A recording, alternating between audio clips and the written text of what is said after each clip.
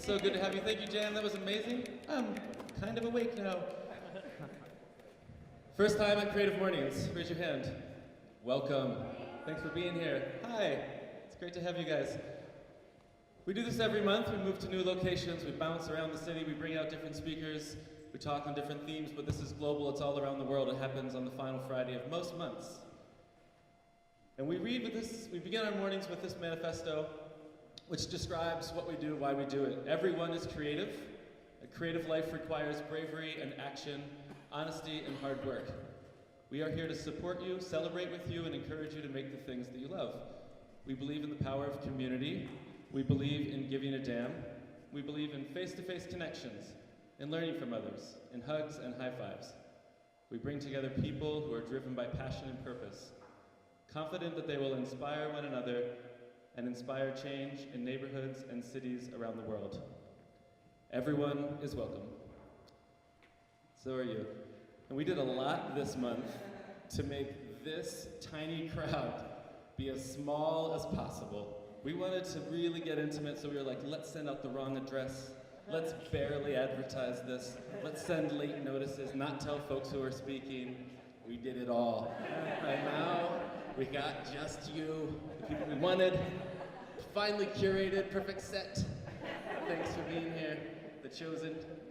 Everyone is not welcome on some mornings. Creative Mornings is in 200 cities around the world, 64 countries. And because this happens all the time, 20,000 people per month are doing this thing.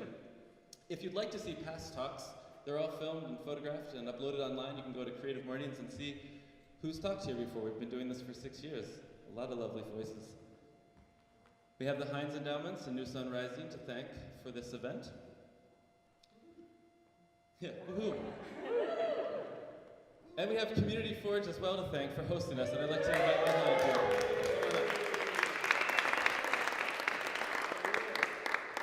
Where are we? Hey, we are at Community Forge, which is the former Johnston Elementary School, which is an elementary school here in Wilkinsburg. It was closed in 2012, and now is a community hub that focuses on equitable economic development, youth empowerment, and neighborhood well-being. This is part of our neighborhood well-being pillar, just bringing communities together, breaking down silos. We have like a youth council as part of our youth empowerment program. You can go out on our playground before you leave and see actual designs that kids in this community spent 12 weeks putting into works and are actually happening right now on our playground. It's under construction right at this moment. And we are looking for tenants and people who like being in community spaces. We have co-working spaces as well as dedicated offices and about 32 entrepreneurs and small businesses and programs that run out of this building. So if you want to join our community or run an event or program here, come hit me up. I'll be kind of floating around and helping out. And my name's Mike. I'm the director here. So thank you so much for being here. I appreciate you all.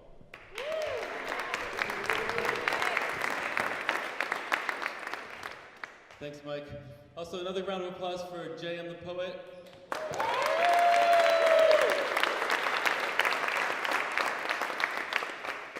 We're teamed up with One Hood. Every month we have an artist that they ask, that we tell them about the theme and they select the artist to perform with us. They begin us and they close us out, and we're super excited that that relationship has been formed. And in particular to have you this morning with us, JM, so thank you again. Also, because I mentioned, we film and we photograph all of our events. We have our videographer here to thank, Darian Burden. Check it out, we were like kinda struggling this week. We had some last minute changes. We didn't have anyone as of yesterday to film. Put out a call to the universe. The universe is Darian, and he responded. And so here he is, first time at Creative Mornings and already put to work. We appreciate you. If you want to hire him, you can do that at Bird Video and Photography. Also, everything is photographed and made to look beautiful every month with the work of Tara Bennett. You can hire her too. Her handle is Tara Bennett 13. This is the rest of our team. Anya, who's in Nicaragua, Allah, who's here, Dustin, myself, Christiani, Nick, Maya, Michael, and Laura. The rest of us are all here.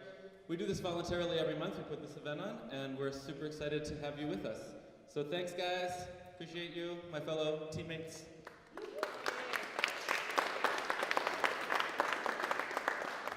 The hashtag for this month's event is CMPGH, and also you can use CM Inclusive. Our handle is at Pittsburgh_CM. You can follow us on all the socials. The theme this month is inclusive. It was selected by the chapter in Grand Rapids. So we have them to thank. And here is an illustration made by Libby Vander. Boo! Bloog! I don't know how to pronounce that. Okay. If you were with us last month, we've been doing events. Another way that we've been trying to filter people out is by doing way too many events back to back to back. If you've had the stamina to stick with us, you've had a chance to come to an event, I think, on water. Then we kicked off the Inclusive Innovation Summit last week. We were tired, so we had a sound bath, which was at my house. And then here we are again. But when we were at the Inclusive Innovation Summit last week, or last month, we brought back 5 speakers, people who'd spoken in the past on themes, and we gave each one of them a challenge. We said, through the lens of your previous theme, how might we leverage that theme in our lives to improve or increase or further inclusion? And one by one, we heard short talks by these 5 speakers that culminated in challenges given back to us, those who came out to listen. And these challenges are all very personal challenges. These are not checklist challenges. These are things that speak to personal practices. So we heard from Salim. He kicked us off and he said, ask someone of a different racial or ethnic background than you are about a personal practice that they believe results in a more inclusive and equitable community. And then listen without interrupting. We heard from Nina Barbudo from Assemble, and she said, look at the world around you. Think about who made the technology you use. Think about their intentions, their names. Now imagine how you change it to work better for you, your family, your community, and beyond. We heard from Walter Lewis of the Homewood Children's Village. He said, consider the communities you belong to, where you live, work, and play. How inclusive are those groups? Determine how to make one of these communities more equitable. We heard from one of our teammates, Salah, who's here with us this morning, and she said, think about the voices that surround you, the people that you seek out, the podcasts you listen to, the books you read, the videos you watch, and the music you hear. Can you list 10 voices of people who look, think, or worship differently than you do? Seek out those voices, listen to them, and then look at your shared humanity. And Jasiri closed this out, Jasiri from One Hood. He said, examine the ways your heritage has perpetuated the current injustices and inequalities in your current community, in your community. Come up with clear and practical ideas on how to use your power to create systemic change. So these were put out, and immediately following the event, Next Pittsburgh came running up to me and they were like, what are you gonna do about those? Those are challenges. They're just out in the ether. You said you're gonna follow up? And I was like, yeah, we're gonna follow up, but not sort of have a show of hands of who completed all 5 of these challenges, because they're not checklists. There is no prize for completing them. These are just opportunities to look within yourself, and hopefully when you heard me read them, you were asking yourself, do I do this? And so it's just a reminder. We're just back here reminding you of things that hopefully were already in your life before we ever had an event dedicated to that, and that they will continue on. Lucky for us, the theme for this month was inclusive, and so it's like redundancy sometimes really helps instill change in our lives, and we've decided to kick off an idea that we've had for such a long time, which is to say, hey folks, you come out you come out all the time. Maybe it's time for you to take the stage, maybe it's time for you to take the mic. So we put out a call a couple of weeks ago for Community Takes the Stage, and we asked that you think about these challenges that have been put forward, and we said, does anybody want a chance to share? We heard from a lot of you, and we're gonna hear 3 folks today who we've selected to sort of revisit these ideas around inclusion, but from a very personal point of view. Those are Masha Cannon, Aurora Ortiz, and Sierra Young. Give it up before you even hear them.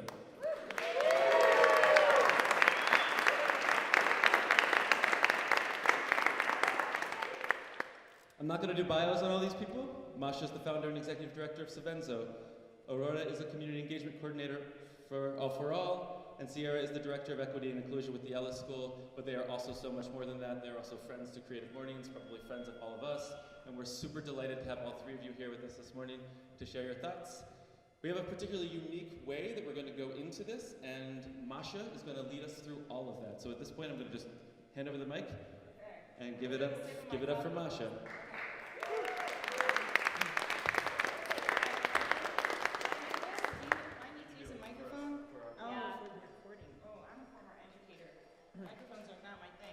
So, good morning.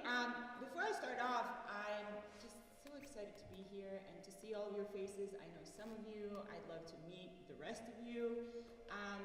And what I want you to do right now, I know you've had a little bit of coffee, but you're probably sleepy, is just sort of like close your eyes a little bit or soften your gaze and just check in with yourself before we start. Just check in and check in with your breath. Where's that breath? And just set an intention for yourself. You got up early and you showed up here today. Why? What do you want to get out of this? Set an intention for yourself.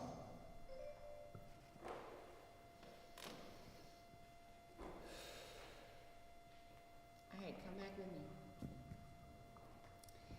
And what I want you to do now is just look at me. And you don't have to ever share this with anyone, but I want you to think of the 3 words that you think describe me. Give me a second.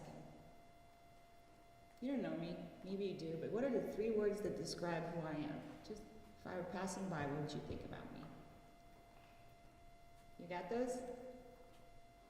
All right.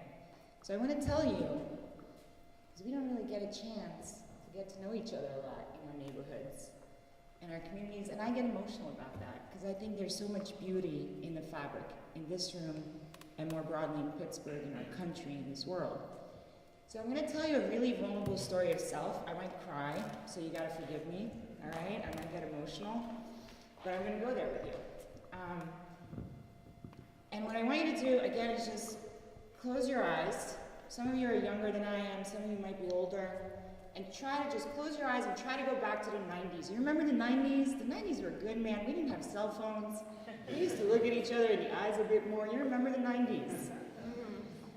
And I want you to go back there and, if you can, try to remember what was going on your television screen, right? Like what was cool, what was in, what were you wearing? I know what I was wearing. It was not a good look. But what was going on in the 90s for you? And then I want to tell you what was going on in the 90s for me. I was not even a teenager yet, and this was my life, this image that you see on the left-hand side. And every day, we had already moved to the United States from Bosnia, because we left because of the war. I had one major task that I was focused on all day long, and that was protecting my little brother from the images that you see on the screen. Because my parents and my family, we moved to the United States because we didn't want to be shot or sniped in Sarajevo, which is the city that I come from. But my little brother was 6 years old, and I didn't want him repeatedly to encounter these really horrific images on our television screen, but my parents were obsessed. I mean, CNN was on 24 hours a day in my house. And so I would go to school, we'd both go to school, and then I'd come back, and I just try to distract him, right? You know, the only way a kid can, so I would just say, come on, Izzy, let's go over here. Come on, Izzy, let's play. Come on, Izzy, let's go outside. And I would try to protect him from these images. And I kept all the hurt and the pain and the sadness and the lack of ability to talk about what was going on with my family inside of myself. And I carried that with me, and I thought that was normal. And I never really had the opportunity to express what was going on until one day, in 8th grade, Ms. Baltwick said to us, all right, y'all, we've been doing this Holocaust unit, and here's what I need you to do. In the next 2 weeks, I need you to take one of these ceramic tiles, and I need you to paint an image from the Holocaust unit that really struck you. Then I need you to come in front of the class and represent that image and share what that image is all about and why it struck you with the class. And I thought, finally, here is my moment, right? This is my moment. This is is my moment. I get to use my voice. So I did, try to picture yourself in 8th grade, right? Things are hard in middle school. I was like, I'm gonna do the best project ever. So I brought 2 ceramic tiles because I knew I needed like a version 1. That's how I roll. And I just like painted and thought about it. And Christiane Amanpour, because CNN was on my house all the time, was my biggest hero. Christiane Amanpour was crazy. She was going into Sarajevo during a siege. She was going and talking to Serbian nationalists, the Chetniks, through the fence as they were holding camps, right? And Muslims in camps. And I thought, that's the scene I'm gonna capture on this tile. And so I did, and I worked really hard on it, the way only a kid can. And I got the colors all right, and I like looked at the image in the newspaper, right? And I got all the lines right, and I was so proud of it. Do you see how proud I am of it, right? And like the day came, and I was like an English language learner, and I had an accent back then, but I stood up in front of the class when it came to be my turn, and I shared my story, right? For the first time, I got to share this story about this genocide that was going on in my country that nobody ever talked to me about. And I stood up proudly, as I am now, chest puffed out when I was done, looking at Ms. Baltwick. And Ms. Baltwick looked at me, and she said, "You didn't follow the assignment. This assignment was about the Holocaust. You didn't follow the directions." And I was just like, and that's humiliating, right, in front of your peers. Here's the thing to keep in mind. Ms. Baltwick's not a bad person. I was a teacher myself, right? Ms. Baltwick was overwhelmed. Ms. Baltwick never received training on how to connect with the young people in her class on a human level. Ms. Baltwick had so much pressure on her to implement a curriculum, right? Ms. Baltwick was getting evaluated based on whether or not we knew the answers to the Holocaust unit at the end of that unit, all those tests that you all took with me, right? Ms. Baltwick didn't have the toolkit that she needed in order to connect with me in that moment. And it was one of the most painful moments of my life, but also the biggest gift of my life. Because today, I run Savenzo. And what we do at Savenzo is we train teachers and principals and administrators to create more caring and inclusive classrooms in schools. And to do that by really figuring out how to create space and time to connect with the young people in their schools, to really see them, to really hear them, because that's what every single human being is calling for when they're part of a community. So, thanks for hearing me out. I'm going to bring you back out of the story, out of the 90s.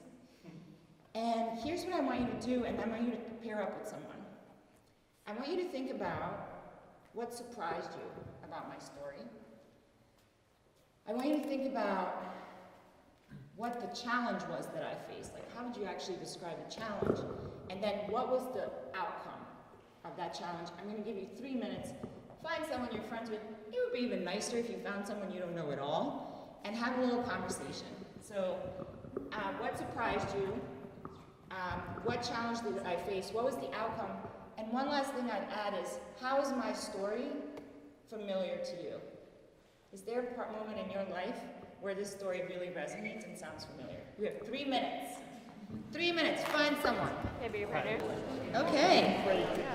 So let's get you all involved, right? Everybody's awake now, I bet. So who wants to share something powerful that came out of their conversation? For example, how is this similar to a story you might have? Do not be afraid. This is our little community. Yes. So our stories are very similar. I don't need that. My voice scares me. Yeah. I came to the States in the 90s too.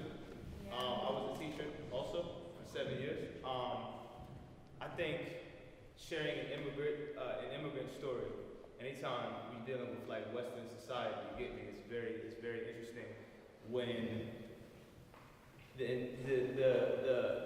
educators here don't take empathy to our stories. Now, I'm Muslim, so growing up Muslim in the 90s was difficult.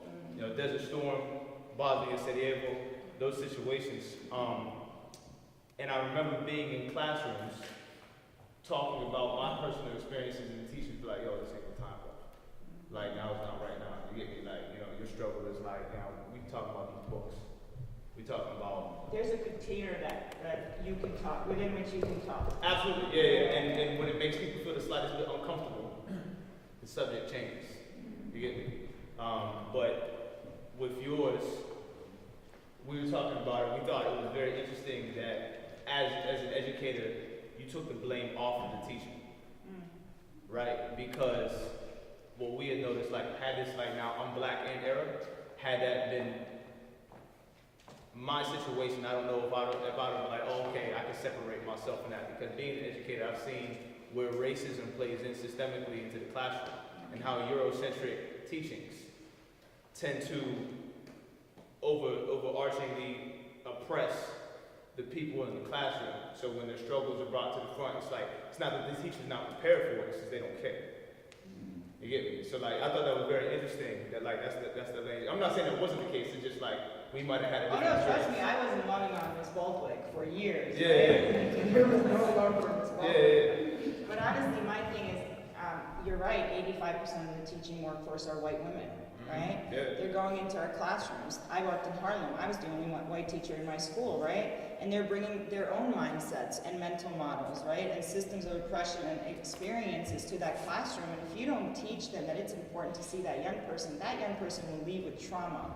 And they will carry that bag of trauma with them for the rest of their life, right? So I hear you, but I can't let Miss Baldwin go anymore. That's why I launched this nonprofit, right? I can't let that go anymore. Can't let it go. All right. Thank you so much. We're so similar, right? Yeah, we gotta build. Yeah, we gotta build on that. Anything else? One more, and then we'll have another beautiful speaker come on up here and listen for sort of the same things, the challenge, the outcome, and how it's similar. Anyone else? All right, you ready to... Oh, yes. I'm a former teacher. I saw this. I was like, go. I also immigrated when I was young from England, so I didn't have as much of an experience as you, though. When I arrived, I remember looking up at my preschool teacher and saying, "Where's the toilet?" And she looked down at me and said, "We don't say toilet here, we say bathroom." And immediately, I still hold this of, I gotta adapt. So now people say, "Well, where are you from?" I was raised in Pittsburgh, but I'm actually from England. "Well, you don't have an accent." Right. Well, no, because you better adapt here. You have your own luggage to carry, no pun intended. So I connect with you of like, how do we accept and include? And at that young phase, I appreciate so much that you go in and you've created this beautiful nonprofit that applies these learnings. So thank you. Thank you, and that raises for me in the immigrant story, right? When you come to America, you better adapt. That's the message they're sending you. And we're talking a lot about whiteness in this country right now. If you're a white-skinned immigrant for Western or Eastern Europe and you come here and you have to render your ethnic, right, and cultural identity invisible just to fit in, essentially you're just adding bricks to the foundation of whiteness, right? Rather than coming in, because we're all escaping something, right? And saying like, no, I want to bond, right, with the people who are experiencing the injustice. I think the whole system's set up so that you have to render those parts of yourself visible, and then there's that container, and those are the only things we talk about. It's really heartbreaking. And as humans, I think we suffer a lot because we lose the fabric of ourselves, right, in that transition. So now we're going to have another beautiful woman come on up here, please, and tell us your story.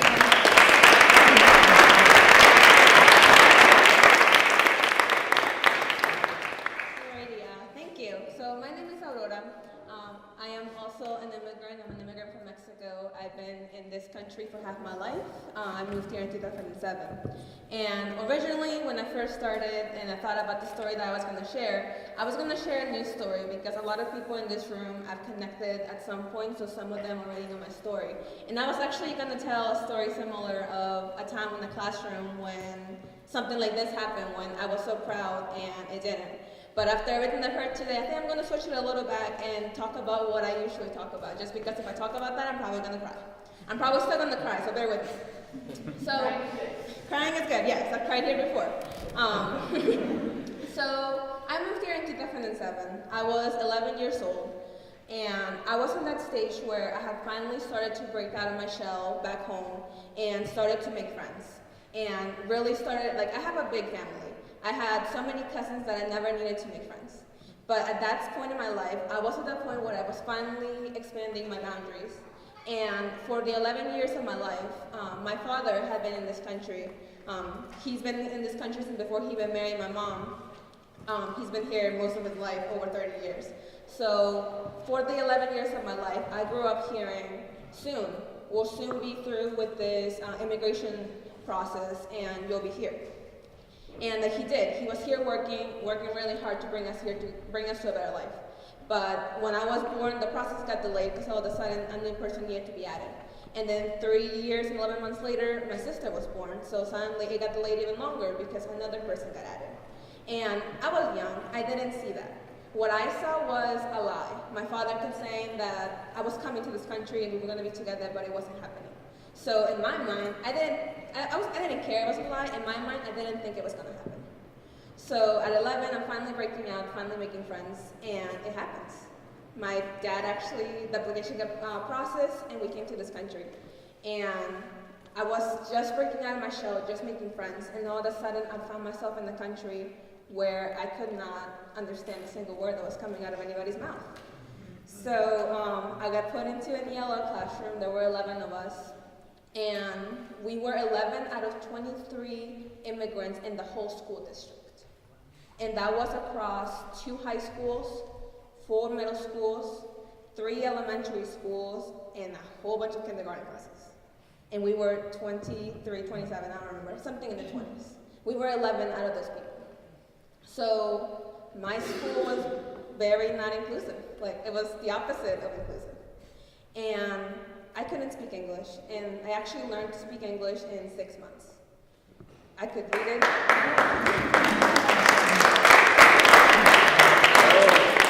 Thank you. I could read it, I could write it, and I could speak it in 6 months. But if you look at my school record, it says that it took me 2 years to learn English. And the reason for that is that I couldn't speak it. Because for those 6 months, I heard kids that came up to me and they would talk to me, and they couldn't speak. I couldn't understand them. And they would smile and stuff and talk to me. So I was like great, but I can't make this friendship. And then I could speak it. And all of a sudden I realized that they weren't smiles, they were laughs. And they weren't kind words, they were quite the opposite. Except that they didn't know that I could speak the language at that point. So they kept doing it. And at that point, I guess I got used to not talking, that it didn't faze me. And yeah, it did. I would go home and cry. But in front of them, I pretended that I still couldn't understand them. So at that point, I missed that window wanting to make friends. So right now, standing in front of you and speaking to you, it's really hard because I still struggle with social interactions. Psychologically, I missed that opportunity. I missed that window to expand. To the point that I finally could, I didn't want to. Emotionally, the kids were being very nice. Why do I want to make friends with them? And the point where my story turns would be 8th grade, where this new girl, she moved into my school. She was American, she was an immigrant. She just had moved in from our rival school. And at this point, I was still getting bullied. My teachers were still turning a blind eye because what did they do in my school? You apologize. So you reported somebody for bullying, they would call you and your bully in. They would say you're sorry. They would turn around and be like, sorry. And the principal dismissed it. It was taken care of nothing. Everything moved on, and then you were fine for 2 days, and then somebody else did something, and then back at the office you go and you say, sorry, and then you move on. And so when my story turns is when I was still getting bullied, and so was this girl. Because she was new, she didn't fit in, she didn't have a clique. She was weird, as they call it, whatever that means. And when she saw me that I was getting bullied, she stood in front of the person that was bullying me. And she didn't say anything to me, she just said something to them, they walked away. And that was that. I never saw this girl again because she actually transferred the next day. And after that, that's when it all turned because I started clubs. I started movements in my high school, in my middle school, and then my high school. I started the first multicultural club, it now is a festival every year with over 100 people participating, cooking, and we get over 1,000 people. I started the first LGBT club in my high school and almost filed 2 lawsuits against my school when they tried to stand in my way for that. Today, I work for an immigrant inclusion initiative, and it's what I'm doing just to keep advancing that inclusivity. And I guess just like that one moment, it's all it takes. Like, if you take those challenges that we're talking about and that really are inspiring us today, one time, all you have to do is one time and you change one person's world. And you don't know what that person's gonna change until, you see change starting to happen. Yeah!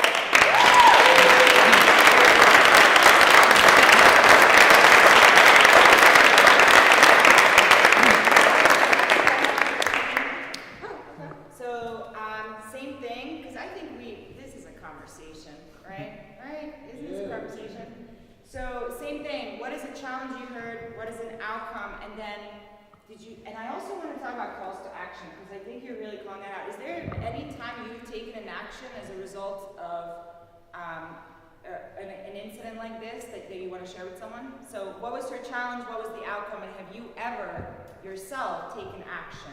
Created a lawsuit, done something of that sort to address the injustice that you were leading into. Get 3 minutes. You guys have 3 minutes. Did you want to talk to anybody? Yeah, but I'm also happy to Okay.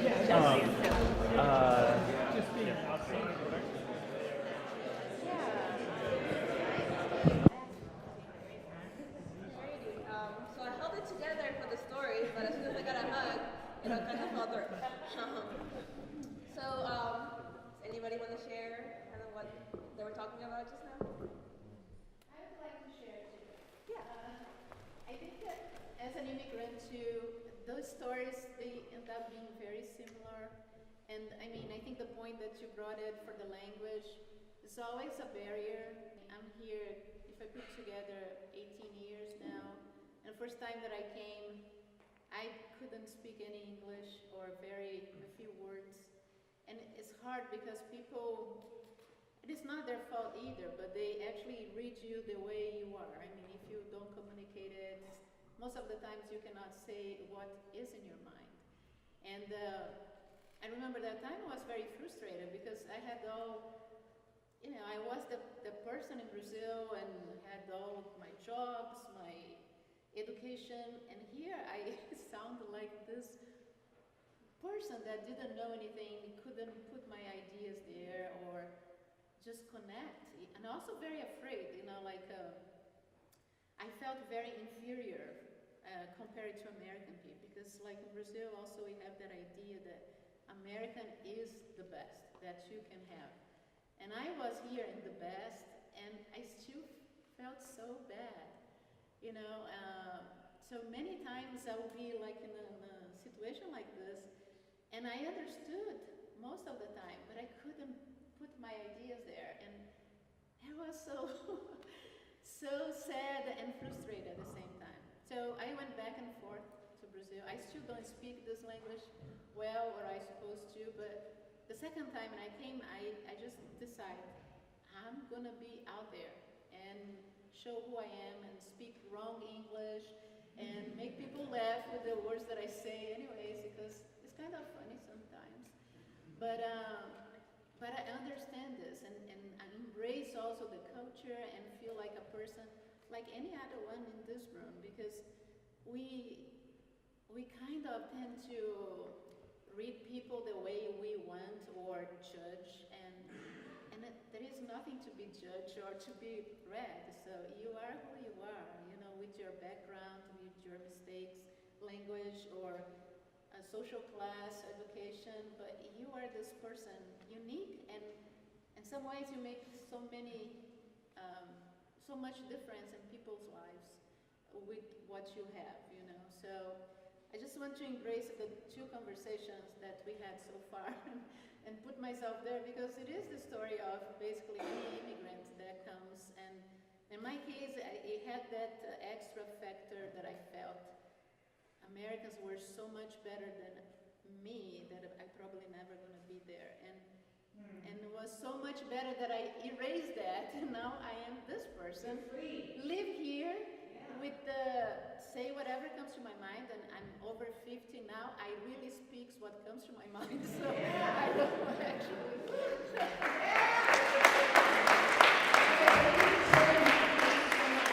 So we have one more story, and what I really appreciate about your reflection is that we often encounter someone and we think we know their story, right? Based on how they look, based on their accent. And so I might check in with you afterwards to see what you thought about me when this is done. But now I want to bring my friend Sierra up here and hear her story. Come on up.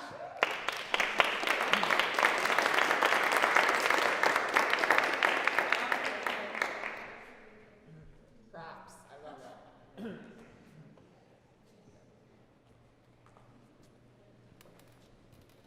Hi everyone.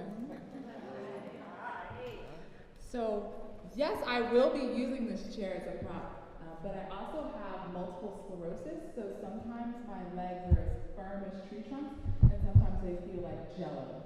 So there might be a moment where I do stand, but then my legs are just not having it, and I hope that's okay with you all. If sometimes So, I love how we started, and now we're going to end full circle. Masha started us in the 90s, and I am going to take it back to the 90s. So I just want you to come with me to Cleveland, Ohio, and I am sitting in my Sunday best. I am in Mark's grocery store, sitting next to a gumball machine, legs crossed ankle to ankle, with these frilly little church socks, and these thick tights, and this puffy dress. And I'm sitting and I'm content with sitting, and then I hear my Nana shout, "Sierra!"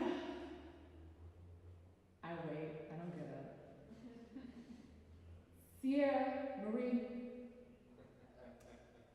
I say nothing, I do nothing. "Sierra, Marie, Young." And you know, at that point, I don't need to tell you enough about my culture, but at that point, I know that I'm really going to get into some trouble because she had to pronounce my full name. And she instructs me to get a bag of peas. I reluctantly get up because I don't want to know what's going to happen next if I sit. And I'm frustrated that I have to spend the summer with my nana. I'm frustrated because it's humid, so muggy. I feel so contorted and uncomfortable in this dress and these pigtails that I had. But we had to prepare Sunday dinner. So I did what I was told, I got the bag, and I followed my nana through the store.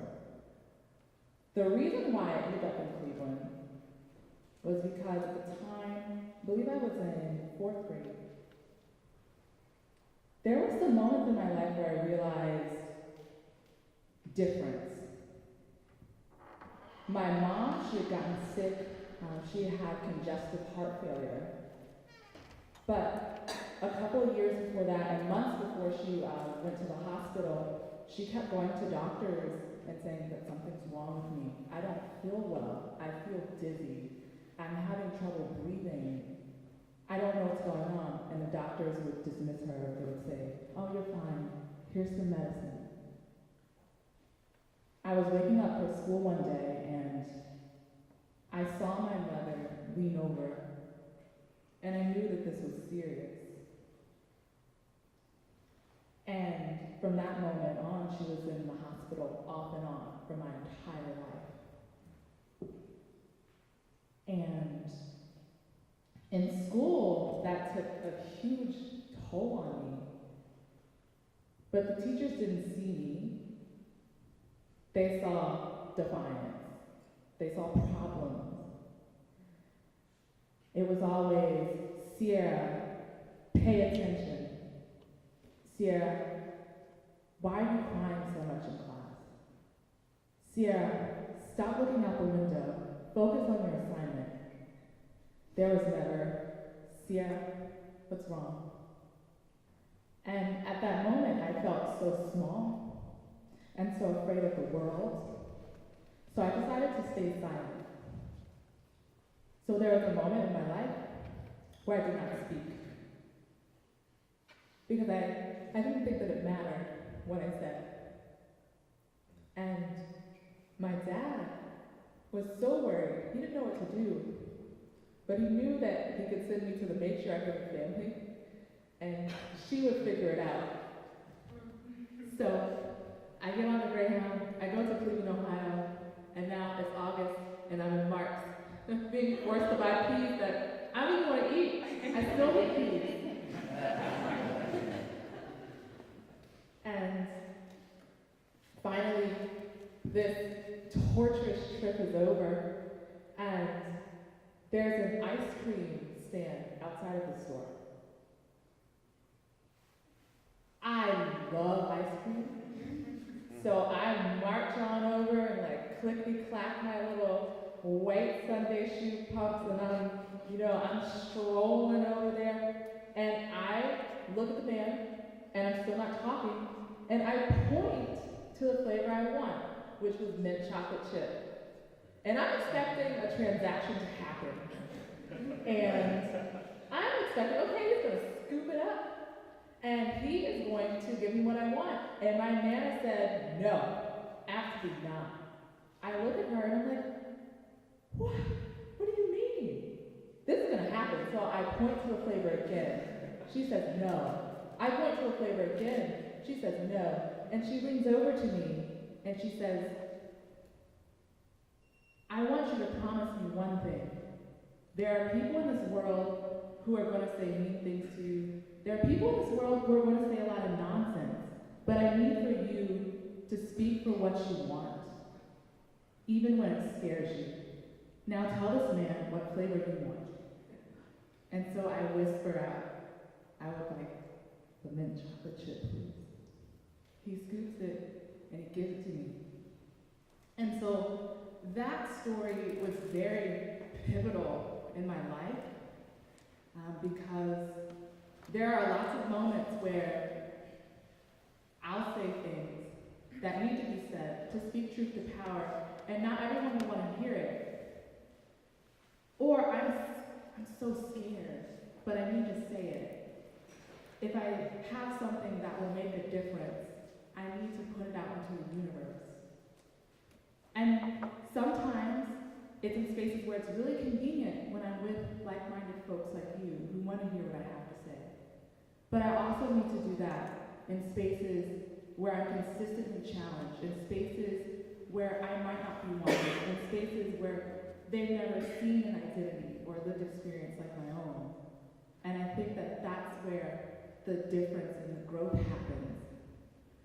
And I say that because sometimes, especially in these times, there are moments where we don't want to work across difference. And we don't want to work that conflict out. But I encourage you all to, instead of flee from challenge, rush to it. Thank you.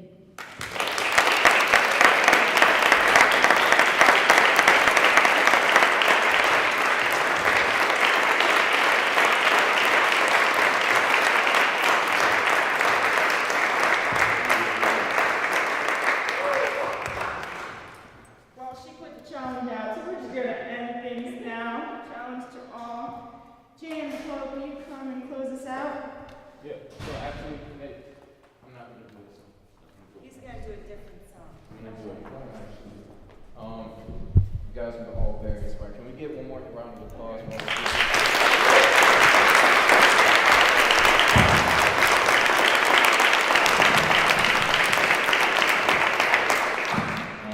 So I was gonna do a song if you saw this coming up to load it up. But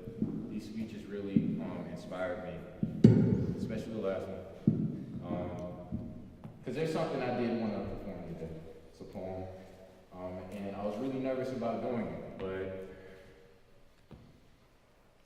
you come to realize as an artist that that is your form of expression. And sometimes when you have something to say, it's the only way that you can effectively express it. So, no further ado, let me paint a picture. We'll start with black. Black. A black man born on this earth, just as human as the rest, yet detested. From his first breath, till his first step, till his first check, till he learns death seems to be the only escape from this place that we call hell on earth. But to us, sometimes, just hell.